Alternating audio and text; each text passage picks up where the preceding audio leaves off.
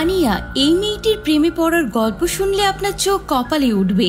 ভাবতে পারেন সে প্রেমে পড়েছে এক হিংস্র নেকড়ের। হ্যাঁ, ঠিকই শুনেছেন। আনিয়ার মন এমন ভাবে নেকড়েটির প্রতি আকৃষ্ট হয়েছে যে তার মাথায় নানান অস্বাভাবিক ফ্যান্টাসি ঘুরপাক খেত। নেকড়েটিকে একান্ত করে পেতে আনিয়া উদ্ভট সব কাজ করতে থাকে। কিন্তু প্রশ্ন হলো, একজন মানুষ আর একটা বন্য নেকড়ে কি কখনো একসাথে থাকতে পারে? আনিয়া কি সত্যি নেকড়েটিকে কাছে চায়, নাকি এর পেছনে লুকিয়ে আছে কোনো প্রাচীন অভিশাপ, কোনো অশুভ আত্মার হাতছানি? নাকি আনিয়ার এই অদ্ভুত আকর্ষণ শুধুই তার মানসিক কোনো সমস্যা? তার মনের অন্ধকারে কি রহস্য লুকিয়ে আছে জানতে আজকের ভিডিওটি দেখতে থাকুন। আনিয়া একজন একা থাকা মেয়ে যে একঘেয়ে জীবনযাপন করে। সে কারোর সাথে মিশতে পছন্দ করে না। একদিন কাজ থেকে ফেরার পথে সে জঙ্গলে একটা নেকড়ে দেখে। নেকড়েটাকে তার খুব ভালো লাগে। পরবর্তীতে আবার সে নেকড়েটাকে দেখার জন্য জঙ্গলে গেলেও তাকে খুঁজে পায় না। তাই সে মাংস কিনে জঙ্গলে রেখে আসে নেকড়েটার জন্য। আনিয়া নেকড়েটিকে ভুলতে পারছে না। তার মাথায় সবসময় নেকড়েটির কথায় ঘুরপাক খাচ্ছে। আনিয়া যে কোনো উপায়ে নেকড়েটির সাথে দেখা করতে চায়। সে আবার জঙ্গলে যায় তার রেখে আসা মাংস কি অবস্থায় আছে তা দেখার জন্য। কিন্তু সে মাংসটি অক্ষত অবস্থায় দেখতে পায়। এতে আনিয়া রাগান্বিত হয়ে যায়। এরপর দৃশ্য পরিবর্তন হলে আমরা আনিয়াকে অফিসে বসে কাজ করতে দেখি। আর ঠিক তখনই তার বস এসে তাকে গাড়িতে করে কোম্পানির কাজে একটা কাপড়ের ফ্যাক্টরিতে নিয়ে যায়। দুপুরে বস আনিয়াকে লাঞ্চের প্রস্তাব দিলে আনিয়া তার বসের লাঞ্চের প্রস্তাব প্রত্যাখ্যান করে। বস রাগান্বিত হয় এবং আনিয়াকে একা গাড়ি চালিয়ে অফিসে যেতে বলে। এর পরের দিন আনিয়া জঙ্গলে খরগোশ ছেড়ে দেয় নেকড়েকে আকৃষ্ট করার জন্য। আনিয়া নেকড়ে ধরার বই পড়ে কাপড়ের জাল তৈরির আইডিয়াও পায়। এরপর সে যখন জঙ্গলের কাছেই যায় তখন ওখানে একটা খরগোশের বাচ্চাকে মৃত অবস্থায় দেখতে পায়। আর এটা দেখে সে তো বেশ খুশি হয়ে যায়, কারণ সে ভালো করে বুঝতে পারছে যে এই কাজটা ওই নেকড়েটাই করেছে। এরপর রাতের বেলায় কিছু মেয়েকে আবার আনিয়ার কাছে আসতে দেখি।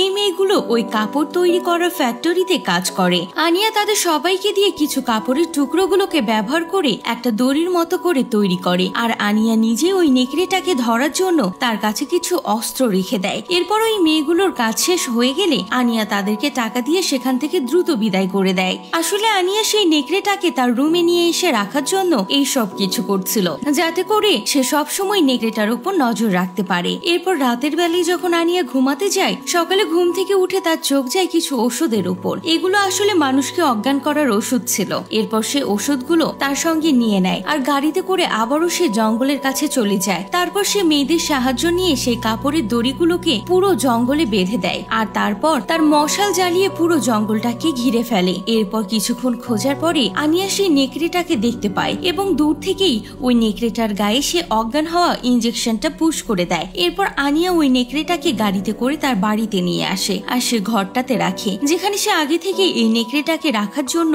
প্রস্তুত রেখেছিল। তো এই রাতে এত কিছু করার পরে আনিয়া অনেক ক্লান্ত হয়ে যায় আর গিয়ে ঘুমিয়ে পড়ে। এর পরদিন সকালবেলা উঠে সে নেকড়ের জন্য খাবার তৈরি করে এবং সেই খাবারটা নিয়ে সে নেকড়েটার ঘরে চলে যায়। নেকড়েটা যাতে তাকে আক্রমণ করতে না পারে এবং রাতে যেন কোনো ক্ষয়ক্ষতি না করতে পারে সেজন্য সে একটা হেলমেট পরে নেয়। কিন্তু এই নেকড়েটা যখন আনিয়াকে হেলমেট পরা অবস্থায় দেখতে পায়, সে ভয় পেয়ে আনিয়ার থেকে দূরে দূরে থাকে। তো আনিয়া এটা বুঝতে পেরে হেলমেটটা সরিয়ে খাবারটা নেকড়ের দিকে এগিয়ে দেয়। কিন্তু খাবার না খেয়ে নেকড়েটা ওখান থেকে পালাবার চেষ্টা করে, কিন্তু আনিয়া তাকে ধরে ফেলে আর একদম ঠিক সময়ে দরজাটা বন্ধ করে সে বাইরে চলে আসে। কিন্তু এসব করতে গিয়ে আনিয়ার কপালে বেশ ভালো রকম ভাবেই একটা চোট লাগে। এরপর সে ওই ক্ষত স্থানে একা একাই ওষুধ লাগিয়ে নেয় আর ওই ঘরের চাবিটা তার গলায় একটা লকেট হিসেবে পরে নেয়। এরপর আনিয়া দরজায় করা ওই ছিদ্রটা থেকে নেকড়েটাকে দেখতে থাকে আর কিছুক্ষণ পর সে সেখানেই ঘুমিয়ে পড়ে। এভাবে কিছুদিন সে ওই নেকড়েটার উপর নজর রাখে আর তার সঙ্গে কথা বলার অনেক চেষ্টা করে।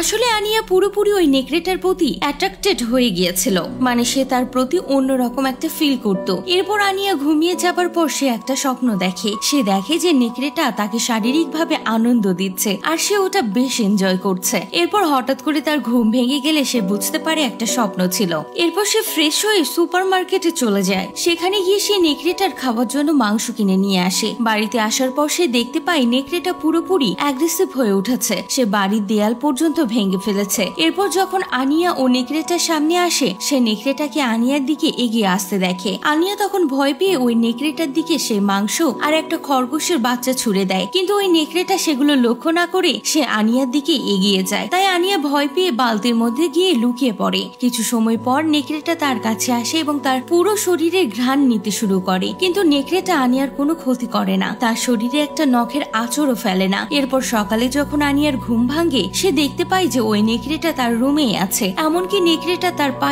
স্পর্শ করছে। এরপর নেকড়ে এসে আনিয়ার পুরো শরীরে একইভাবে স্পর্শ করতে শুরু করে। তখন আনিয়া নেকড়েটাকে এই কাজটা করতে একটুও বাধা দেয় না, বরং সে এটা বেশ ভালোই এনজয় করছিল, কারণ সে তো নেকড়েটাকে ভালোবেসে ফেলেছে। তো এরপর থেকে আনিয়া ওই নেকড়েটার সঙ্গে বেশ ভালোভাবেই থাকতে শুরু করে। সে তার জন্য প্রতিদিন অনেক মজার মজার খাবার রান্না করে, মানে সে নেকড়েটার বেশ ভালোই খেয়াল রাখছিল।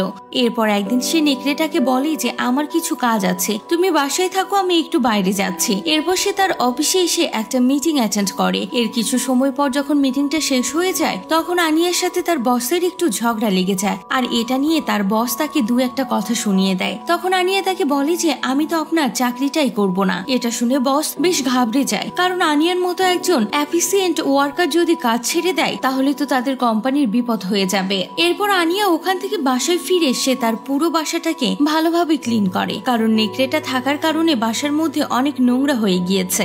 এর পরদিন সে অফিসে যায় আর নিজের কম্পিউটারে রেজিগনেশন লেটার লিখতে থাকে। এরপর সে ওই লেটার নিয়ে সোজা তার বস রুমে চলে যায়, কিন্তু তখন তার রুমে কেউই ছিল না। কিছু সময় পর বস রুমে এলে আনিয়া বলে এই নিন আমার রেজিগনেশন লেটার। তখন তার বস তাকে বলে যে তুমি এরকম কেন করছো, তুমি জানো তুমি কত সুন্দর একটা মেয়ে, আমার তোমাকে অনেক বেশি ভালো লাগে। আর এইসব কথা বলতে বলতে তারা দুইজন অনেক কাছাকাছি চলে আসে, কিন্তু আনিয়া তার বসকে একদমই ভালো লাগে না। তাই আনিয়া সেখান থেকে উঠে বাড়ি ফিরে আসে। বাসায় ফিরে আসার পর সে দেখতে পায় যে খরগোশের বাচ্চাটা মরা অবস্থায় পড়ে আছে। আর ঠিক তখনই ওই বাড়ির মালিক এসে আনিয়ার দরজায় নক করে। সে তাকে বলে যে এই পুরো বাসাটা আমি সার্চ করে দেখতে চাই, আমাকে জানতে হবে এ বাসায় আসলে হচ্ছেটা কি, কারণ সে ভালো করে বুঝতে পারছিল যে এখানে নিশ্চয়ই কোনো গড়বড় রয়েছে। কিন্তু আনিয়া তো ভয় পেয়ে যায়, তাই সে দরজাটা আর খোলে না। এর পরদিন সকালেই আনিয়া নেকড়েটাকে নিয়ে সোজা ছাদে চলে আসে, আর ওই দিনটি তারা ছাদে কাটিয়ে দেয়। একটু পরে দেখা যায় যে আনিয়ার বস তাকে খুঁজতে বাড়ি পর্যন্ত চলে এসেছে, কিন্তু বাসায় ঢোকার পর সে আনিয়াকে কোথাও খুঁজে পায় না, আর পুরো বাসাটা কেমন যেন